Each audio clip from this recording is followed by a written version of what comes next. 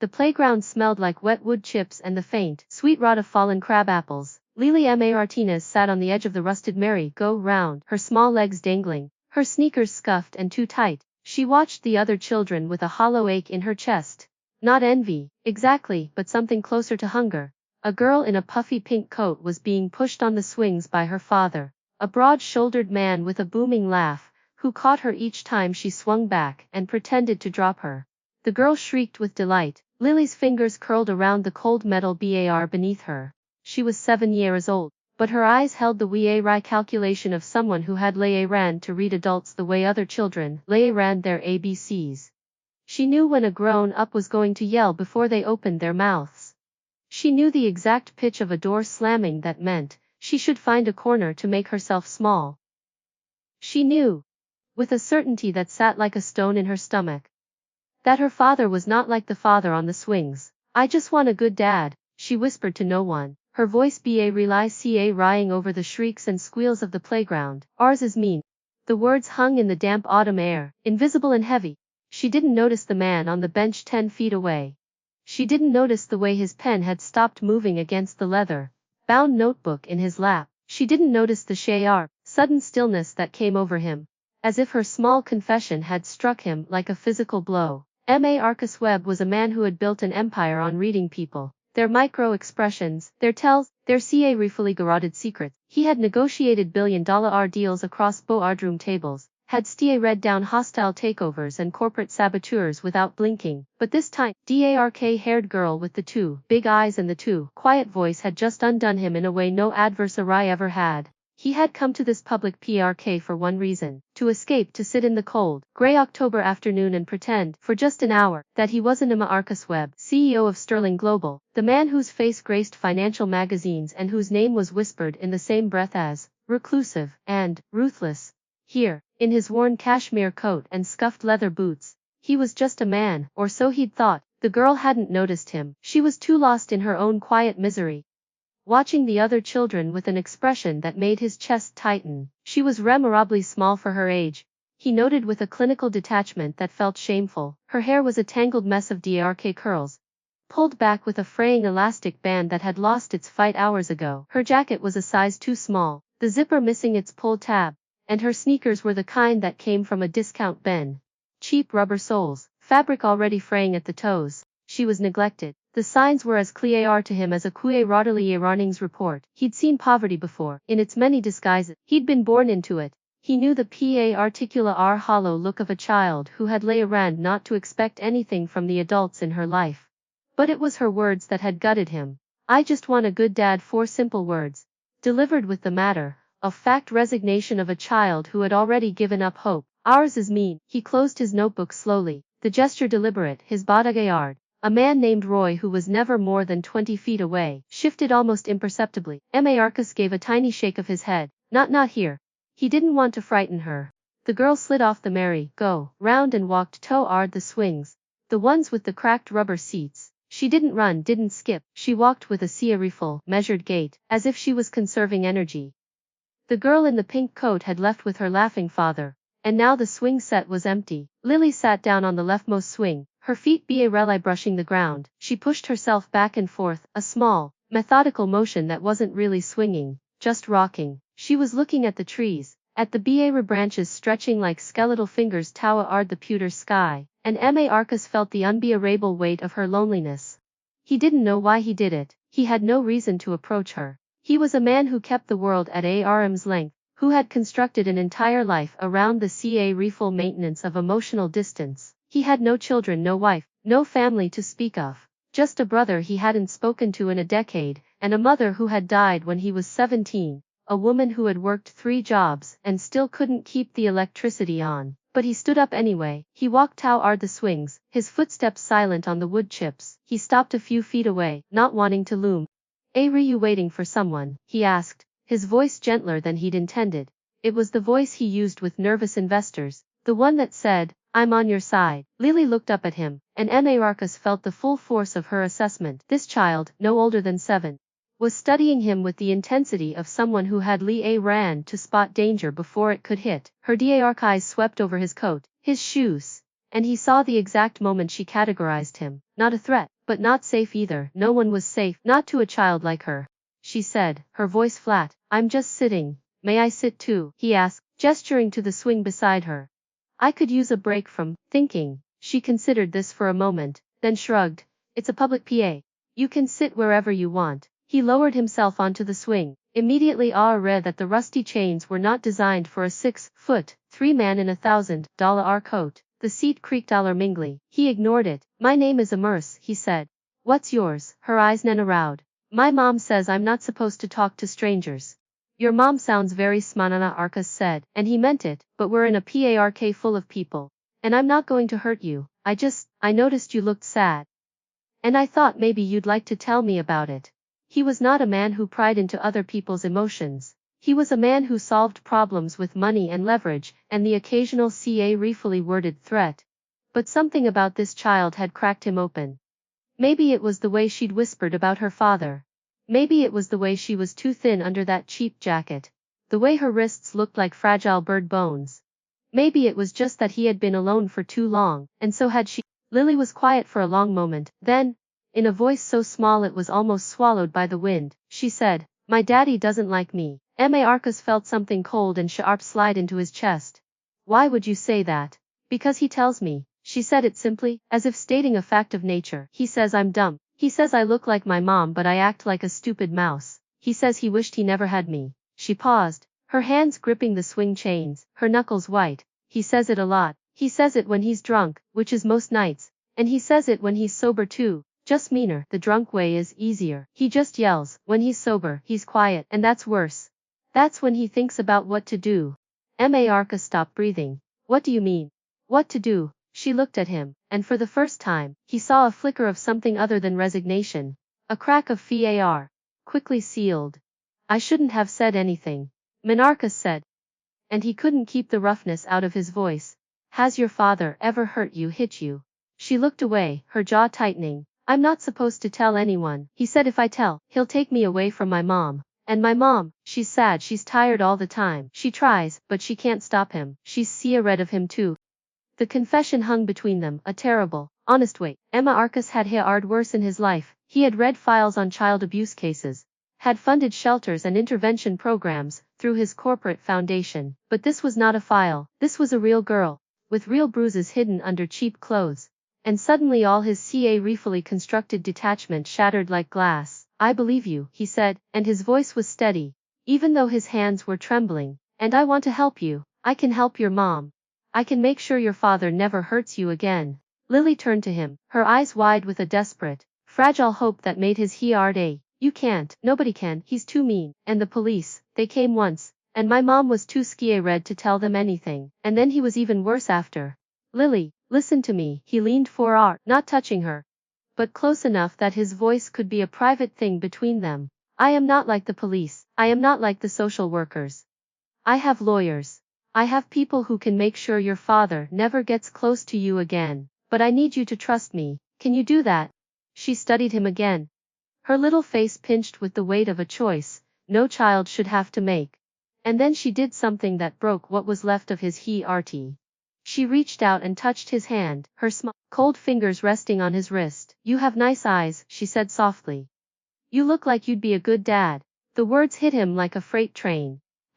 The man who had never wanted children, the man who had built his life around the avoidance of vulnerability, felt Tar's prick at the corners of his eyes. He blinked them back fiercely. He managed. That's the nicest thing anyone has said to me in a long time. Just then, the PRK's gate clanged open. A woman stumbled through, her face pale and frantic. Her dark curls were frizzed with rain, her eyes red. And she was clutching her phone like a lifeline. Lily, she called, her voice cracking. Lily baby. The girl sprang up from the swing, her face transformed with relief. Mommy. The woman ran toward them, stopping short when she saw Maracas. Her expression flickering between FAR and confusion. Ooh. Lily. I told you not to talk to strangers. It's okay, Mommy, Lily said quickly. He was just being nice. He didn't do anything. Slowly, his hands raised in a placating gesture. I'm Marcus Webb. I saw your daughter sitting alone, and we had a conversation. She's fine. She's safe. The woman, she was young. He realized impossibly young. maybe 20, 25. Stie read at him with wide, exhausted. She was wearing a waitress uniform under a threadbare coat, and she looked like she hadn't slept in weeks. Thank you, she said, her voice thin. I'm sorry if she bothered you. We have to go. She grabbed Lily's hand, pulling her toward the gate. Mama, Arcus said, and his voice carried an authority that made her stop. Please, I know this is strange, and I know you have no reason to trust me, but I'd like to help you. Both of you. The woman laughed, a bitter, hollow sound. Help us. Look at me. I can be a really afford bus. No one helps people like us. My Arcus said simply. That's what I do. I help people, and right now, I am offering to help you. Please, Jekte. He reached into his pocket and pulled out a simple black card with his name and a phone number. The one he gave to people he deemed worthy of his time. He held it out to her. The woman hesitated. She looked at the card, then at him, then at her daughter. Lily was tugging at her sleeve, whispering something. The woman's expression wavered. I don't have anything to lose, I guess, she murmured. She took the card, shoving it into her coat pocket without looking at it. Thank you, Mr. Webb, we really have to go. He'll be home soon. And if I'm not there with dinner. She let the sentence trail off, but Ma Arcus heard the terror beneath it. He nodded, stepping back. He said, anytime, day or night. I mean it. The woman nodded, already pulling Lily away. Lily looked over her shoulder at Ma Arcus, and their eyes met. She gave him a tiny wave, her fingers fluttering like a bird's wing. And then they were gone, disappearing through the gate, swallowed by the gray afternoon. Ma Arcus stood in the empty playground, his hands in his pockets, his heart pounding. He'd seen a lot of terrible things in his life. He'd seen greed and cruelty and betrayal. But he'd never seen a child with so much hope and so little reason for it. He pulled out his phone and dialed a number he knew by heart.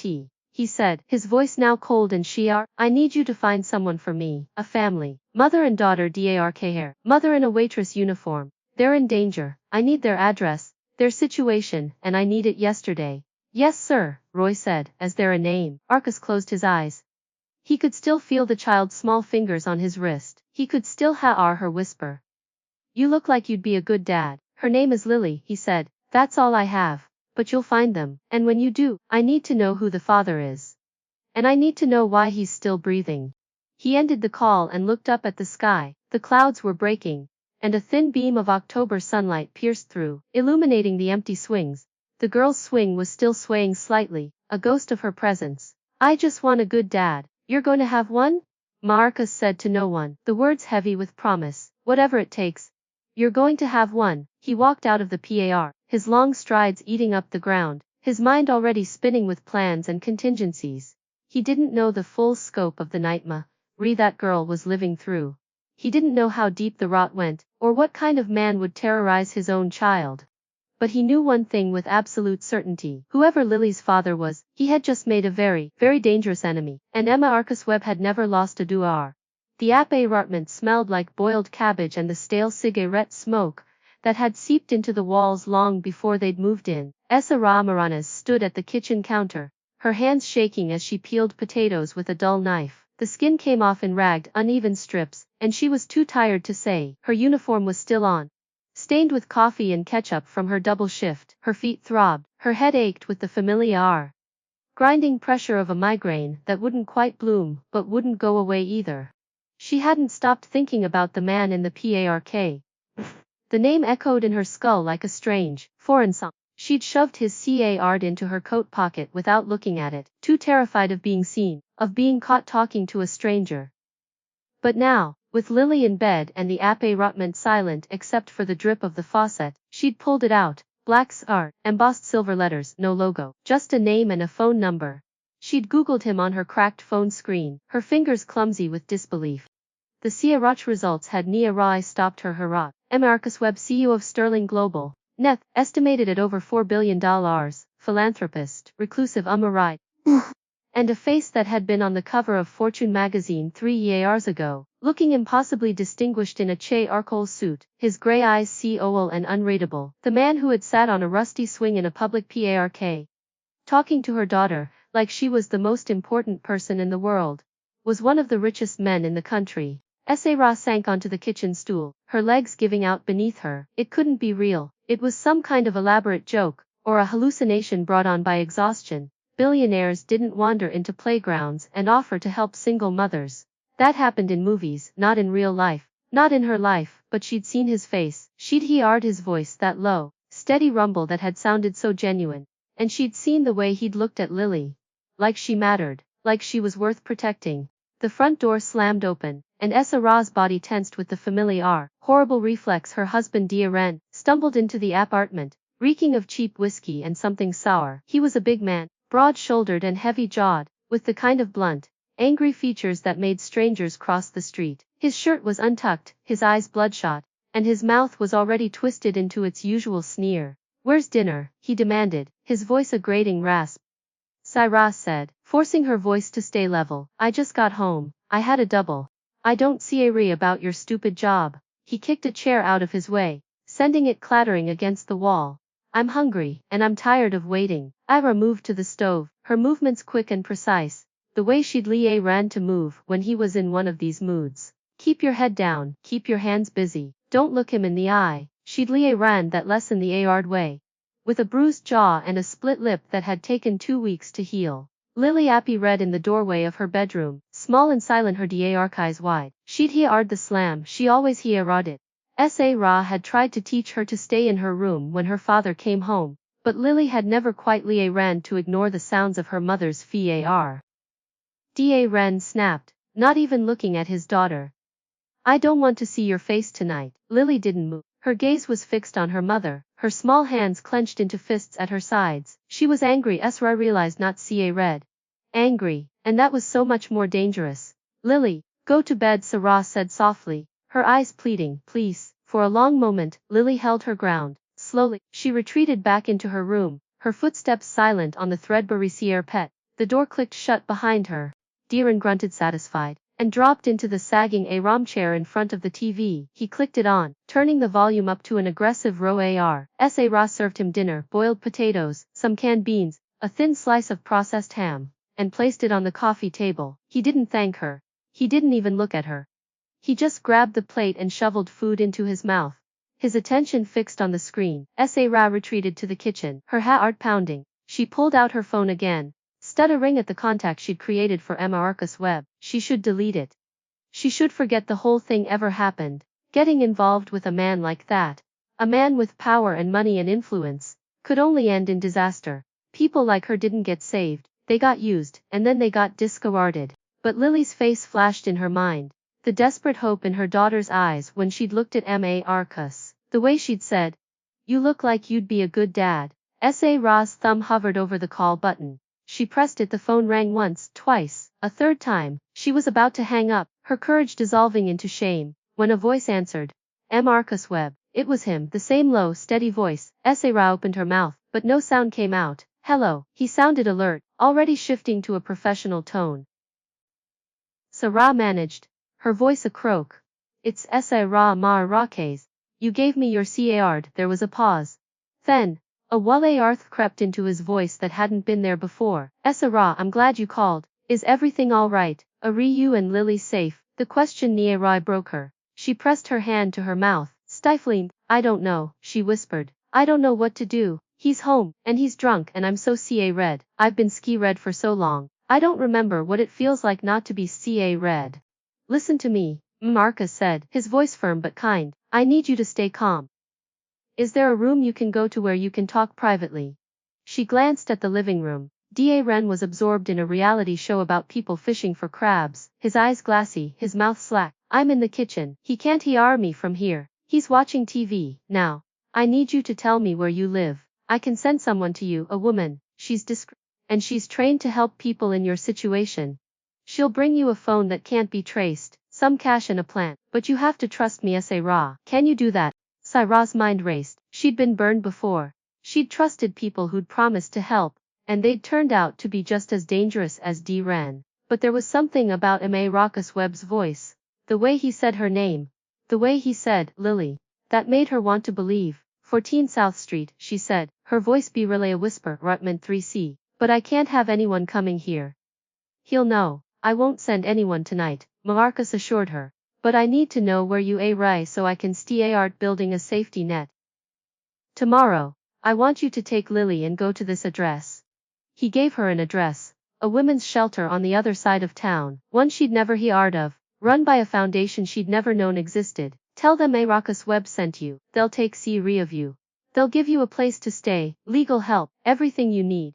I'll have someone meet you there with resources and documentation. You won't have to go back to Dangling. Everest Ross squeezed her eyes shut, tears streaming down her cheeks. Hell, come after us. He's dangerous. Webb, he's got a gun. I've seen it. He keeps it in his sock drawer.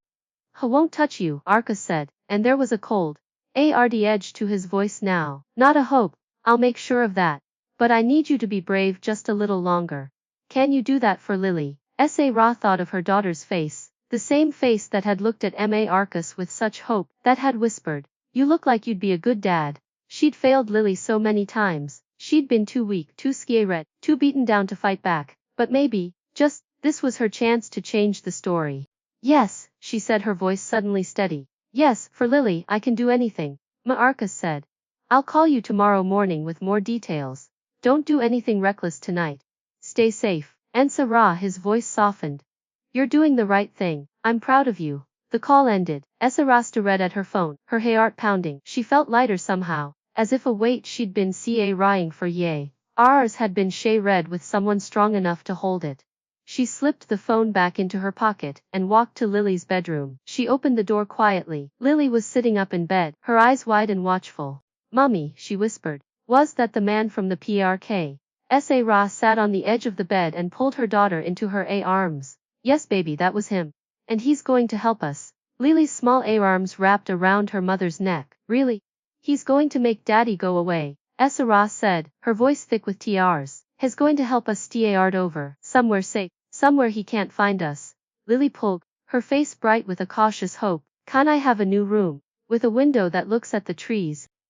You can have anything you want, Sarah said. Anything. Later that night, Esra lay in bed, listening to Daren's drunken snoring. She stared at the ceiling, her mind churning with plans and fars and a fragile, flickering hope. She didn't know that Arcus Webb was not a man who did anything halfway. She didn't know that within hours of their call, he'd already dispatched a team to begin surveillance on their apartment building. She didn't know that he'd hired the best family law attorneys in the state, putting them on retainer with a simple instruction, prep for R.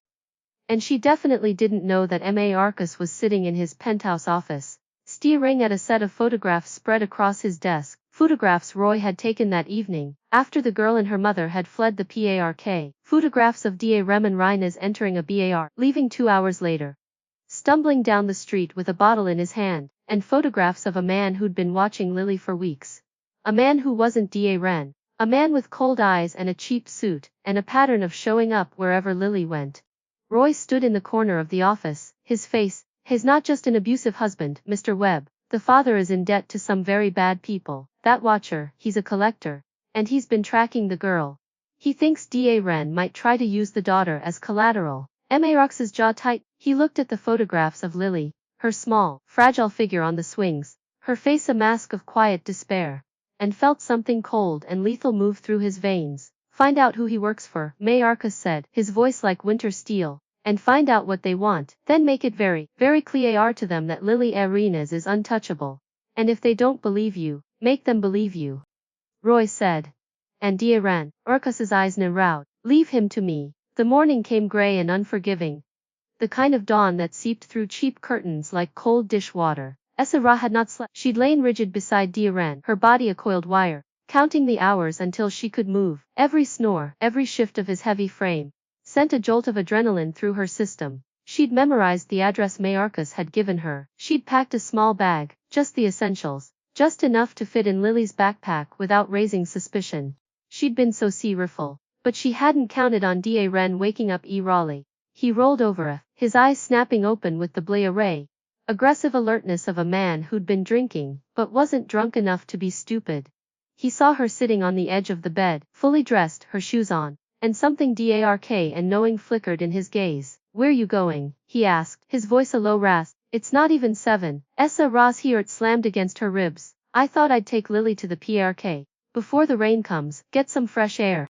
Daren sat up, the sheets pooling around his waist. His torso was a landscape of old scars and fresh bruises. He got into fights. When the drinking tipped over into something uglier, he'd always come home with his knuckles split and his eyes wild. and Sarah had learned not to ask. You're lying, he said flatly. You're a terrible liar, Sarah. Your eyes get all big and stupid. Like, you look like you're about to get run over. I'm not lying, she said, but her voice cracked, and she saw the moment he knew. He lunged. Sarah was fast, she'd ran to be fast, but Diren was faster. He caught her by the wrist, his grip like a, and yanked her back onto the bed. She hit the mattress hard, the breath driven from her lungs. He was on top of her in an instant, his weight crushing, his face inches from hers. You think I don't know? He hissed, his breath sour and hot. You think I don't see you looking at your phone like some lovesick teenager? You think I don't know you've been talking to someone? Diren, please. Shut up. He backhanded her across the face, and white light exploded behind her eyes. I saw the CAR'd, silver letter. Who the hell do you think you are? You think some rich man is gonna save you? You think you're special? Sarah tasted blood, her cheek throbbed. And she could feel the swelling beginning, but she didn't cry out. She wouldn't give him the satisfaction. Nobody's saving me, she said through gritted teeth. I'm not going anywhere. I was just trying to get some air. Diren stared at her, his bloodshot eyes watching her face for the lie. And then slowly, he smiled, a thin, cruel smile that made her stomach turn. You're lying, he said again, but this time he sounded almost amused. You're lying, and I'm going to prove it. He climbed off her and strode to the bedroom door. Sarah scrambled after him, her heart screaming in her chest. Diren, don't, she's sleeping. He kicked Lily's door open so it slammed against the wall. Lily was sitting up in bed, her small face pale, her eyes wide. She'd heard everything. She always heard everything. And now her father was standing in her doorway, looking at her with that same cold, cruel Hey princess, he said, his voice dripping with false sweetness. Your mommy's been lying to us. She's been talking to a stranger, a rich stranger. Do you know anything about that? Lily shook her head, her lips pressed together in a thin no. Diren stepped into the room. You sure about that? Because I saw you at the park yesterday. I saw you talking to a man in a nice coat, and I saw your mommy take his card. Lily didn't answer, she was frozen. Her eyes fixed on something just over her father's shoulder. Sarah turned and saw the man from the photographs, the watcher, the collector, standing in the doorway of the apartment, his cold eyes taking in the scene with professional detachment. Sarah breathed. Who are you? The man smiled, unpleasant curl of his lips. Friend of your husband's. Let's just say Diren and I have a business arrangement. And your daughter is the collateral. Sarah felt the world tilt. What are you talking about? Your husband owes my boss a lot of money. The man said, stepping fully into the room. Lot, and when Diren couldn't pay, he offered a different kind of currency. A child, he said, a pretty little girl, young, healthy. There's a meme rocket for that, you know, but profitable.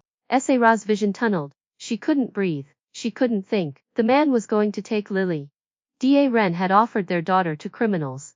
Sarah said, her voice a ragged scream. No you can't, she's a child. She's just a child.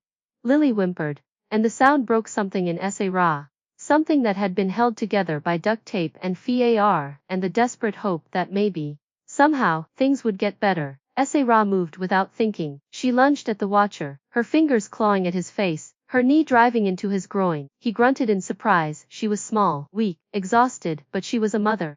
And mothers didn't stop fighting until their hearts stopped beating. The watcher shoved her back, She slammed into the wall, her head cracking against the plaster. Her vision swam. She heard Lily scream, and she tried to get up, but her body wouldn't obey. Diren was laughing. He was actually laughing. You're pathetic, he said. You think you can fight us? You think anyone's coming to save you? And then the apartment door exploded in Wa'ard. 3 men in tactical GAR flooded the tiny space, their movements swift and silent. They were on Diren and the watcher before either of them could react, slamming them to the floor, their faces pressed into the threadbare carpet. The watcher rose red in fury, but a knee to his spine silenced him. Diren just made a gurgling sound of shock. Her mind refusing to process what she was seeing. The man in tactical GAR was holding a phone out to her. On the screen was a familiar face, gray eyes, comms, a voice that was steady and arm. Marcus Webb said, "Get Lily, walk out the front door. There's a CAR waiting, don't look back." Sarah scrambled to her feet, her head spinning, her heart pounding. She grabbed Lily, pulling her out of bed, not even taking the time to grab their bags. Marcus said, "I'll handle this." She ran through the apartment, past the 2 men pinned to the floor, past the wreckage of the door, and into the hallway. There was a woman waiting for her. Tall, composed, with kind eyes and a no-nonsense demeanor. She had a key fob in her hand and a jacket that said, "Sterling Security," on the lapel. The woman said, "I'm Maya, please come with me. We don't have much time." They descended the stairs, Lily in Esra's, her small body trembling. The car was waiting at the curb, a black SUV with tinted windows, the engine already running. Maya opened the back door, and Esra climbed inside, pulling Lily onto her lap. The car pulled away from the curb. Esra looked back at the appartement building, at the window of their third-floor unit, and saw the faintest glimpse of movement inside. She didn't know what was happening. She didn't know if Dia Ren was alive or dead, if the Watcher was in custody, if any of this was real. But Lily was in her arms, Lily was safe. And that was all that mattered. The drive was short, 10 minutes. The car pulled into an underground parking garage beneath a sleek, modern building. Maya led them through a private elevator to the penthouse level, where the doors opened onto a space so beautiful it stole Esra's breath. Floor-to-ceiling windows overlooked the city, pale gray walls, soft lighting. Furniture that looked like it had never been sat on. It smelled like fresh flowers and leather and something clean and expensive. And Marcus Webb was standing in the middle of it, his hands in his pockets, his face unreadable. Esra clutched Lily tighter. "Mr. Webb, I don't understand. How did you?" Marcus said gently. "I help, and I don't do things halfway." He stepped closer, his gaze dropping to Lily, who was staring at him with wide, exhausted eyes. "Are you okay, Lily?" Lily didn't answer. She just looked at him, her small face pale, her lips trembling, and then, in a voice so small it was almost inaudible, she said, "You came. You said you'd help, and you came." Marcus knelt down in front of her, bringing himself to her level. "I always keep my promises," he said, "and I promise you this. Your father will never touch you again. You're safe here. Both of you." Lily's lower lip wobbled, and then, for the first time in Esra could remember, her daughter burst into tears, relief, exhaustion, terror, hope, all of it pouring out in great, heaving sobs. Esra pulled her close, crying too, her shoulders shaking with the force of it. She didn't see if she looked weak. She didn't see if Marcus Webb saw her at her worst. She was holding her daughter, and her daughter was alive. And that was all that mattered. Marcus watched, his expression softening. He didn't try to touch them, didn't offer platitudes. He just stood there, a solid presence. A wall of protection against the storm they'd just survived. But something in his eyes was shifting. Something cold and predatory was waking up. The man who'd been quiet and watchful on the park bench had been replaced by something else. Something that looked at the mother and child, and saw a family worth defending. He said, his voice now an edge of steel, "What about the father?" Roy, who had materialized in the doorway, Clee read his throat. "The police are on their way. They found the gun, they found the witness. He's not going anywhere, Mr. Webb. And the collector, his boss, has been informed. It won't be an issue." Marcus nodded. "And the legal proceedings?" Roy said. "Temporary custody order has been filed. By the end of the week, he'll have no legal standing whatsoever." Esra looked up, her face streaked with tears. "I don't understand. How did you do all of this so fast?" Marcus met her gaze. "Because I don't wait for things to get worse," he said simply. "I've been where you are. Not the abuse, but the helplessness. The feeling that no one is coming. I promised myself a long time ago that if I ever had the power to change that for someone else, I would." He looked at Lily, who was hiccuping softly in her mother's arms, her tears. "I'm going to get you both a proper home, a safe one, and if you'll let me, I'm going to be part of your lives from now on, not as a benefactor, as something else." Esra read at him. "Something else?" Marcus's jaw tightened. "My brother and I, we grew up with nothing. My mother died trying to give us something better. I've spent my whole life trying to live up to what she wanted for us. But I never found a reason to build a family." He knelt again, this time in front of Esra. "Let me take care of you both.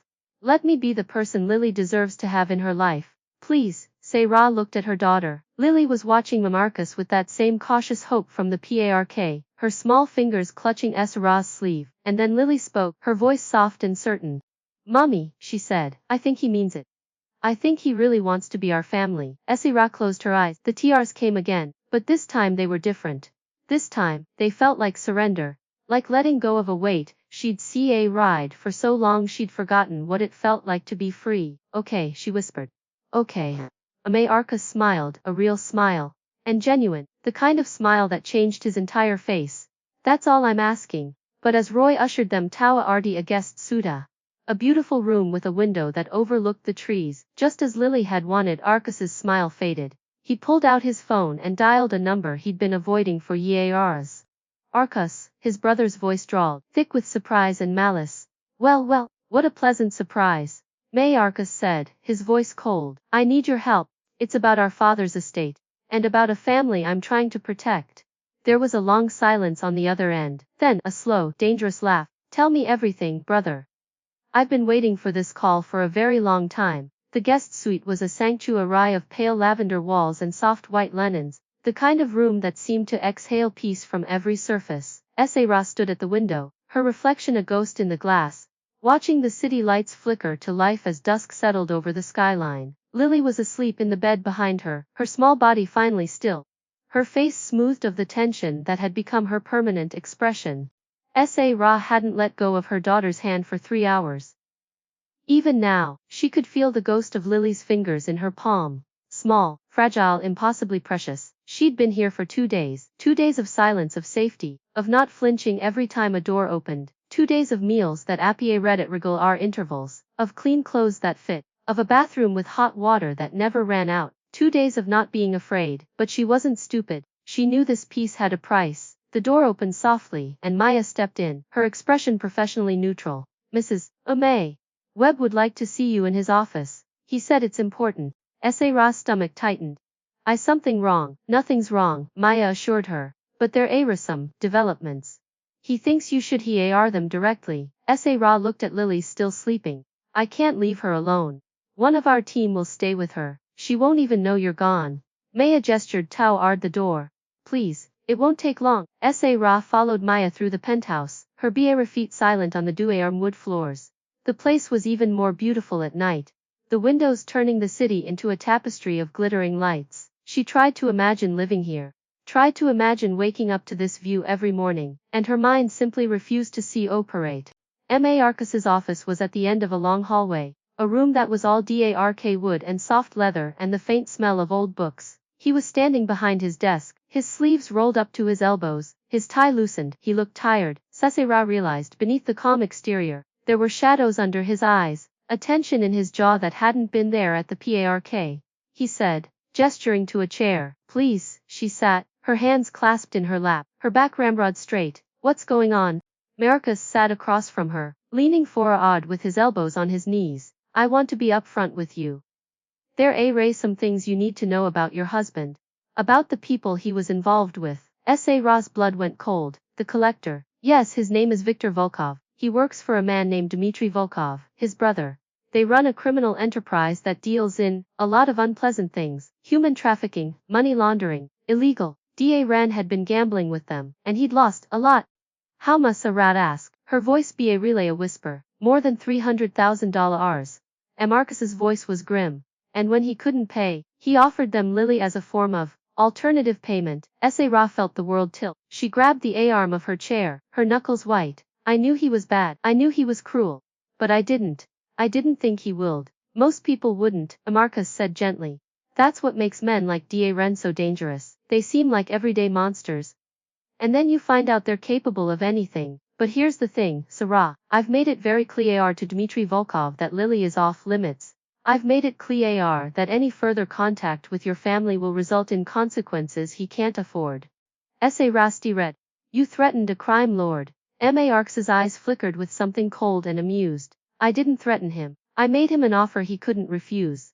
I have information about his operation. Information that could put him in prison for the rest of his life. He knows that if he so much as looks at you or Lily, I'll hand that information to the FBI myself. He's not going to touch you.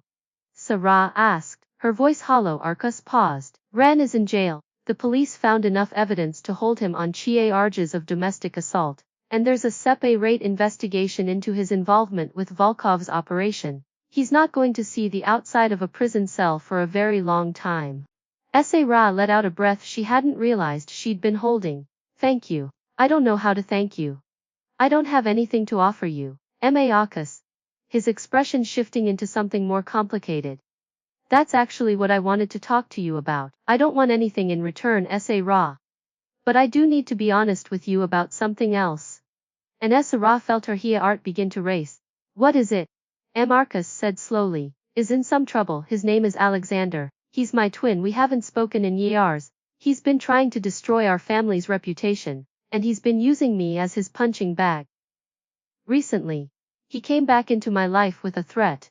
He has information about our father's business dealings that could ruin everything I've built. He's been blackmailing me. Sarah's brow furrowed. Why are you telling me this? Because I need to make some difficult decisions, Marcus said. And I need to know whether I can trust you to stay here, with Lily, while I deal with him. I need to know that you're not going to run. Sarah opened her mouth to protest, then closed it. She thought about the PRE, about the swings, about the way Marcus had knelt in front of Lily and promised her safety. She thought about the appartement they'd left behind, the filthy floors, the smell of cigarettes and FAR. I'm not going anywhere, she said quietly. You saved my daughter's life. You saved mine. I owe you everything. Marcus shook his head. You don't owe me anything, but I need to tell you the rest. Alexander is dangerous. He's been following me for months, and he knows about you. He knows about Lily. He's threatened to use you to get to me. Sarah felt a chill crawl down her spine. He threatened my daughter, Marcus said, his voice eroding. But yes, and that's why I need you to be careful. I've increased security. No one gets near you or Lily without my explicit approval. But I can't be everywhere at once. I need you to be vigilant. Sarah nodded slowly. I've been vigilant my whole life. It's different now. Now there's something to lose. Marcus's expression softened. I know, and I'm sorry. This is my world, Sarah. It's messy and dangerous and full of people who don't play by the rules. I should have warned you before I got you involved. You couldn't have known, Sarah said. You didn't know about Volkov. You didn't know about Alexander. You were just trying to help. Marcus said. And I will continue to help, for as long as you'll let me. But I need to know you understand the risks. Sarah met his gaze, her own eyes steady. I understand, and I'm not running. Lily deserves better than that. She deserves a life where she doesn't have to be afraid, and if that means being careful, being vigilant, then that's what I'll do. A small, tired smile that didn't quite reach his eyes. You're remarkable, Sarah, you know that. She shook her head, a rueful laugh escaping her. I'm not I'm just a mother who's been scared for too long. I'm tired of being scared. Then we'll fix that, Marcus said. Later that night, Sarah sat in the Diarakan living room of the penthouse, her feet tucked under her, a cup of untouched tea growing cold on the table beside her. She was watching the city lights, thinking about the future for the first time in years. She didn't hear Marcus approach. One moment she was alone, and the next he was sitting across from her, his own cup of tea in his hands. Couldn't sleep, he asked. Too much to think about, Sarah admitted. My whole life has changed in 3 days. I don't know how to process it. I know this nodded. When I inherited this company, I felt like I was drowning. There was so much to liar, so many people depending on me. I didn't sleep for a month. How did you cope? One day at a time, he said. And I ran to trust the people around me, to let them help. It's not a weakness, Sarah. It's the only way to survive. Sarah looked at him, really looked at him, and saw the exhaustion in his face, the tension in his shoulders, the weight he was carrying. You're scared too, she said softly. Not for yourself, for Lily, for me. Yes, he admitted. I am. Because I've never had anyone to lose before, and now I do. The confession hung between them, raw and vulnerable. Sarah reached out, her hand finding his. You're not going to lose us, she said. We're not going anywhere. Marcus turned his hand over, his fingers intertwining with hers. Promise me, he said, his voice barely a whisper. Promise, Sarah said, and in that moment, something shifted between them. Something that wasn't about protection or gratitude or obligation, something that felt impossibly like the beginning of something new. The doorbell rang, shattering the moment. Marcus was on his feet in an instant, his body suddenly tense. He said, his voice sharp, don't move. Sarah's heart began to pound. She watched Marcus stride toward the door, his posture alert. She heard the security system beep, then a low murmur of voices, and then, a voice she didn't recognize. A voice that was smooth and mocking and utterly contemptuous. Well, brother, aren't you going to invite me in? Marcus's reply was ice cold. What do you want, Alexander? Sarah's blood ran cold. She'd heard the name, she'd heard the GUI running, and now the man who had threatened her daughter was standing on the other side of the door. She rose, her body moving on instinct. She picked up the phone from the coffee table, her fingers hovering over the panic button Maya had shown her, and she waited. Because she was done running, she was done being a victim. If Alexander Webb wanted a fight, he was about to find out exactly what kind of woman Sarah Martinez had become. The penthouse door swung open, and Alexander Webb stepped inside like he owned the place. He was a mirror image of his brother, same sharp jaw, same towering presence, but where Marcus was controlled and deliberate, Alexander was loose-limbed and reckless. A predator who enjoyed the hunt more than the kill. His gaze swept the room, taking in the minimalist decor, the floor-to-ceiling windows, and finally, Sarah, standing frozen by the coffee table with her phone clutched in her hand. Well, Alexander drawled, a lazy smile curving his lips, the infamous Sarah Martinez, I've heard so much about you. You're even prettier than the photographs. Marcus said, his voice a low ray. You're not welcome here, leave. Leave. Alexander laughed a sharp. I just got here, and we have so much to discuss. The family estate, father's little secret. The very interesting financial records I've been sitting on, and of course, your new little family. He gestured toward Sarah with a dismissive wave. I have to say, brother, I'm impressed. You've never been one for attachments. But this one, he tilted his head, studying Sarah with cold curiosity. She's got you wrapped around her finger, doesn't she? And the child, the adorable little girl. What's her name again, Lily? Sarah felt a surge of fury so sharp it burned through her far. Don't you dare say her name, she said, her voice trembling with rage. Don't you dare even think about her. Alexander's smile widened. She has teeth, I like that. Marcus always did go for the feisty ones. He took a step closer, and Sarah instinctively moved back a art. Her hand tightening on the phone. Marcus said, stepping between them, his body a wall of muscle and menace. This is your final warning. You have 3 seconds to turn around and walk out that door. Or what? Alexander sneered. You'll have security throw me out. We both know you're not going to do that. Because I have something you want.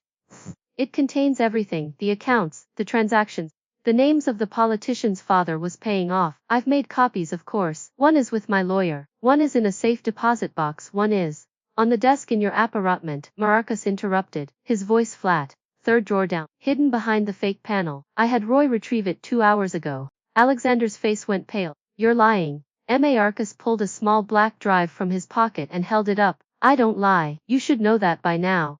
And before you try to threaten me with your backups, I should also mention that I have people at your lawyer's office, right now.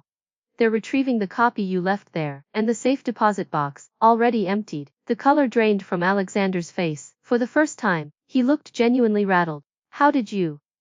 I've been playing this game a lot longer than you have, Marcus said quietly. I knew you'd come for me eventually. I've been preparing for this moment for years. You never had a chance. Alexander's eyes flickered with something dark anger, fear, desperation. You think you've won. You think this is over. I'll find another way. I'll destroy you. I'll destroy everything you've built. Oh, no, you won't, Sarah said, stepping forward. Her voice was calm now. Steady. She'd faced worse than this. She'd faced Diaren, and she'd survived. She wasn't going to let this man intimidate her. You're going to walk out of here.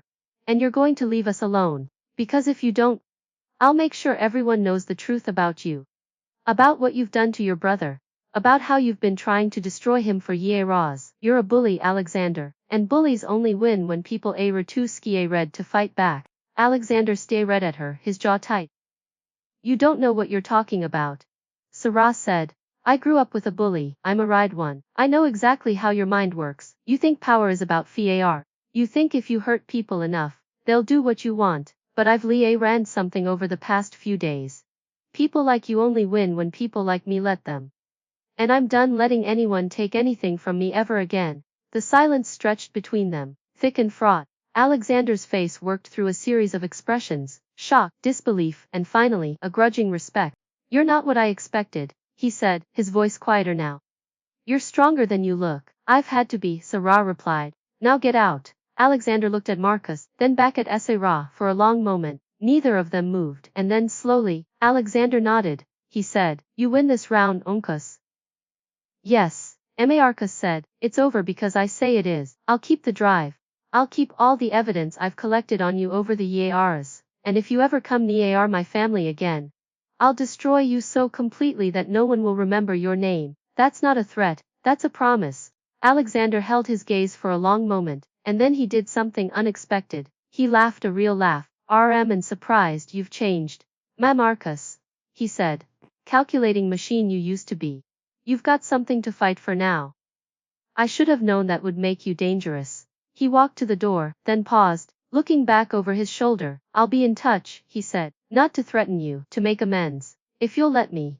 And then he was gone, the door clicking shut behind him. The silence he left was deafening. Sarah stood in the middle of the room, her heart pounding, her hands shaking. She'd stood up to him.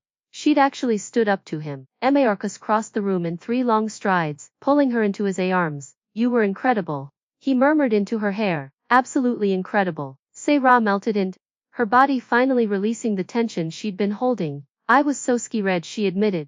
"But I couldn't let him see that. I couldn't let him win." Marcus said. "You won, we won, all of us." Sarah pulled back, looking up at him. "What about the drive? What about the evidence? Is it really over?" Marcus nodded. "I've spent years gathering information on Alexander, waiting for the right moment to use it. I never wanted to destroy him. He's my brother. But I needed leverage, and now I have it.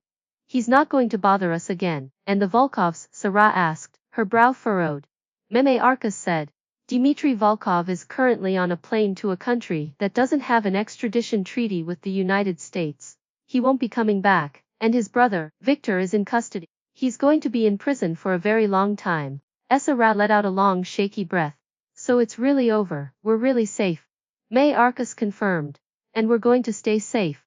I'm going to make sure of it." At that moment, the door to the guest suite opened, and Lily appeared, rubbing her eyes. She was wearing a pair of soft pink pajamas that Maya had bought for her, her dark curls mussed from sleep. "Mommy," she said, her voice small and sleepy. "Is everything okay?" I heard shouting. Sarah crossed the room in an instant, ping Lily into her arm. "Everything's okay, baby. Everything's just fine. We were just having a conversation." Lily looked over her mother's shoulder at Marcus, her eyes sharp despite her drowsiness. "Is the bad man gone?" Marcus said, his voice softening. "The bad man is gone. He's not coming back. I promise." Lily studied him for a moment, her little face serious, and then, to Sarah's surprise, she reached out her arms toward Marcus. "Can you hold me?" she asked. "Just for a minute." Marcus's expression flickered surprise, then a deep, aching tenderness. He stepped forward and gently lifted Lily from Sarah's arms, cradling her against his chest. "You know what?" Lily said, her voice muffled against his shirt. "I think you're right. I think he really is gone. I don't feel scared anymore." Sarah watched, her heart so full it ached. Marcus was holding Lily like she was the most precious thing in the world, and Lily was looking at him with the same cautious hope she'd had in the park. But this time there was something else in her eyes. "Trust," Lily said softly. "Yes, Lily. Do you think I could call you something other than Mr. Webb? It's kind of a mouthful." Marcus laughed a genuine laugh, and surprised. "What did you have in mind?" Lily considered this for a moment, her brow furrowed in thought. "I think I'd like to call you Dad," she said, "if that's okay. Because you're really good at it. You're better at it than my old daddy ever was." The words hung in the air, fragile and profound. Sarah felt tears prick at her eyes. She watched Muff, waiting for his reaction. He didn't answer right away. He just held Lily a little tighter, his face a mask of emotions he was struggling to contain. And then, in a voice that was rough with feeling, he said, "Lily Arot, there is nothing in this world that would make me happier than being your dad." Lily smiled, genuine smile that lit up her entire face. "Good," she said. Then it settled. She nestled against him, her eyes already closing, and within minutes she was asleep, her small body trusting and peaceful in his arms. Sarah wiped her, a watery laugh escaping her. She's never done that before. She's never asked anyone to call them that. Marcus said, his voice still rough. "And I'm going to spend the rest of my life being worthy of it." He carried Lily back to her room and tucked her into bed, smoothing the covers over her small form. Sarah watched from the doorway, her heart overflowing. Later, they sat together on the balcony, the city lights spread out before them like a carpet of stars. Marcus had his arm around her, and Sarah leaned into his arm, her head on his shoulder. "Can you believe this?" she asked softly. "A week ago I was in that apartment, trying to figure out how to survive another day, and now you're here." Marcus finished. "With me, with Lily, with a future." I never thought I'd have a future. I thought I'd just survive, one day at a time. But now I have something to look forward to." Marcus tilted her chin up, his gray eyes meeting hers. You have everything to look forward to. Sa.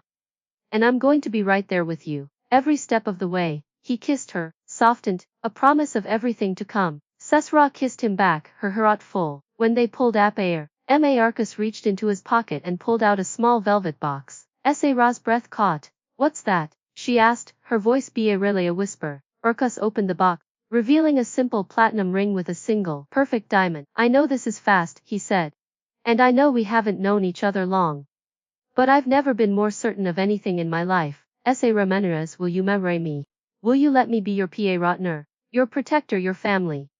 Will you, and Lily, will you let me be the man you deserve? Saraste read at the ring. Then, her eyes filling with tears, she thought about the PRK, about the swings, about the little girl who had whispered, I just want a good dad. And now she had one. They both did. Yes, she said, her voice breaking. Yes, I'll marry you. Yes, yes, yes. Marcus slid the ring onto her finger, and Sarah looked at it, the diamond catching the city lights. She remembered the swings, the rusted chains, the cracked rubber seat. She remembered the little girl with the two big eyes and the too quiet voice. She remembered the man on the bench who had listened, who had decided that he would be the one to make things right, and she realized, with a sudden, overwhelming clarity, that sometimes the most extraordinary things in life stay wrought with the smallest moments. A whisper on a playground, a hand reaching out, a promise kept. Are you okay? Marcus asked, concern flickering in his eyes. Sarah nodded, wiping her eyes. I'm more than okay, I'm happy. For the first time in my life, I'm genuinely. Marcus smiled, and in his eyes, Sarah saw the reflection of her own hope. Good, he said, then let's go inside. Lily's going to want to see her new ring. Sarah laughed, the sound bright and free. You're right, she's going to be so excited. They stood, and Marcus took her hand, leading her back into the penthouse. Sarah paused at the door, looking back at the city, at the lights, at the future that stretched out before her. She thought of the playground, the rusted merry-go-round, the empty swings, the little girl who had sat there, dreaming of a better life. She thought of the wish she'd made that day, the wish she'd whispered into the cold October air. I just want a good dad, and now, she had one. They both. Sarah smiled, squeezed Marcus's hand, and stepped inside. The door closed behind them, and the city lights continued to shine, indifferent and beautiful. But inside the penthouse, something new was beginning. A family, born from the ashes of fear, built on the foundation of trust. And somewhere, in a city far away, Lily Martinez woke up in her new room, looked out the window at the trees, and smiled. Because she had a good dad now. She always